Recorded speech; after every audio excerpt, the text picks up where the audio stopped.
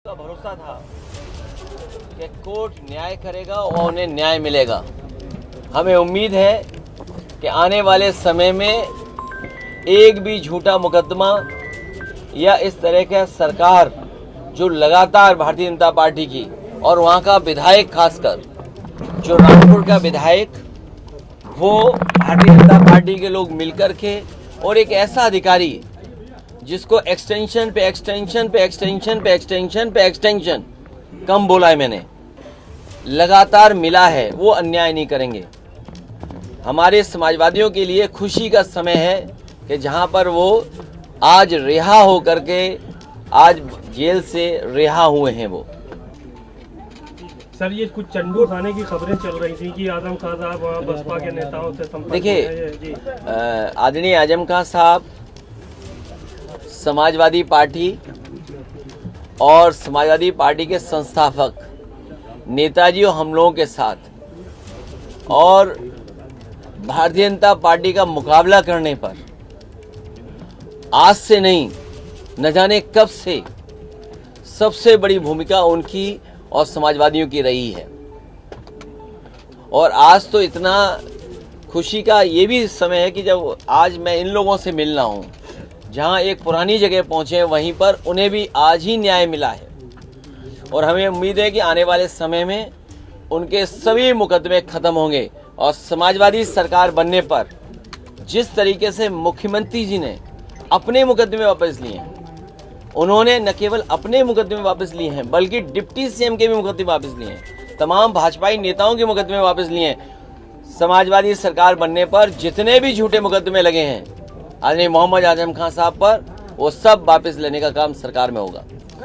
खाली आजम खान साहब के या फिर तमाम ऐसे लोग और भी हैं जिन पे नहीं, जो जिन पत्रकार साथियों पे भी झूठे मुकदमे लगे हैं उनको भी छोड़ा जाएगा। और भाई, आप पे इनकम टैक्स हो, ईडी हो, उसमें भी आपकी मदद होगी। इलाहाबाद हाईकोर्ट का जो ऑर्डर आया है, अब उसमें उत्तर प्रदेश गवर्नमेंट ने कहा है कि पॉलिटिकल रैलीज में भी जातियों का शब्द इस्तेमाल नहीं होगा। किस तरह से फिर आगे रैलियां होंगी? बताओ, सरकार अब जागी है जब स्वजाति लोगों को, वर्चस्ववादी लोगों को और ताकतवर लोगों को हर जगह बैठाया हुआ है। अगर आपका चैनल उन्हें सही चलाना है तो हो सकता है उस चैनल का हेड भी हटा दें।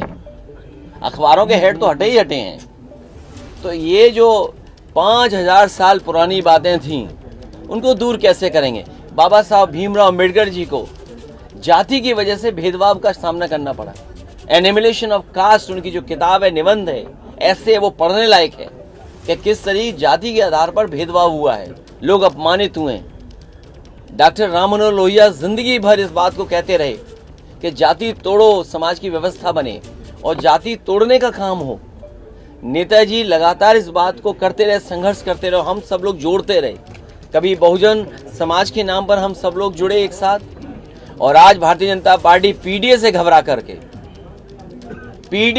करके, हालांकि वो हाई कोर्ट का फैसला है, लेकिन मैं ये मानता हूं हमारा पहला इमोशनल, भावनात्मक रिश्ता अगर कोई है तो वो जाति है। वो कोई डिनाई नहीं कर सकता है। मुझे उम्मीद है कि भविष्य में कोर्ट इस बात को भी कहेगा कि जातियां कैसे खत्म हो, जातियों की भेदभाव कैसे खत्म हो।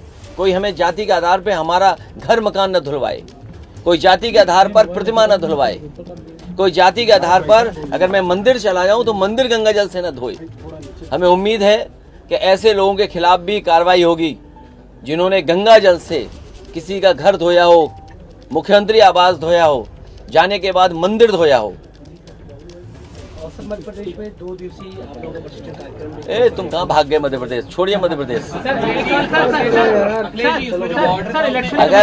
अगर तुम्हें अच्छे कुर्ते पजामे, और तुम तो मैं समझता हूँ शेरवानी भी पहनते हो, अगर शेरवानी है तो यूनिक टेलर के पास आइए।